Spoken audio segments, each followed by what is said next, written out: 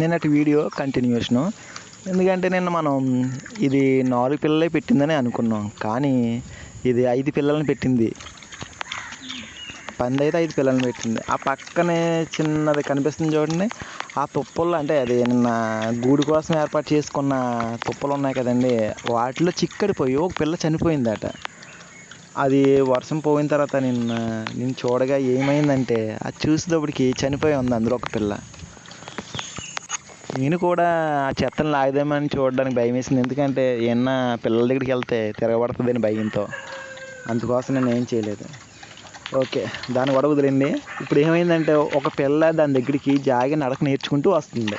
ఓకేనా, అలాగే చిన్న చిన్న నడకలు నడుస్తూ కూడా ఉన్నవి అవి. అలాగే ఉన్న పిల్లలు కూడా మిగిలిన ఇంకా ఉన్న పిల్లలు కూడా అవి కూడా కొంచెం కొంచెం నడుస్తూ ఉన్నాయి.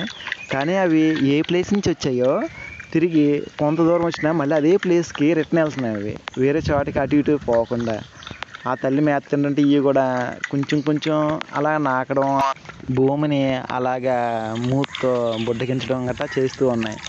అయితే రేపటి వీడియోలో మనం పంది పిల్లలకి తోకలు ఎలా కట్ చేయాలి, సూది దంతాలు ఎలా తీయాలి అనేది వివరంగా తెలుసుకుందాం. యాక్చువల్గా అట్లకి తీయాలా వద్దన్నది కూడా ఒక ప్రముఖ డాక్టర్తో సలహా తీసుకుని నీకు ఆ వీడియో పూర్తి వీడియో రేపు పెడతాను నేను. ఎందుకంటే ఏ పనైనా కూడా మనం డాక్టర్ సలహా లేకుండా ఏది చేయకూడదు. మనకి ఏదో ఒక డాక్టర్ని మనకి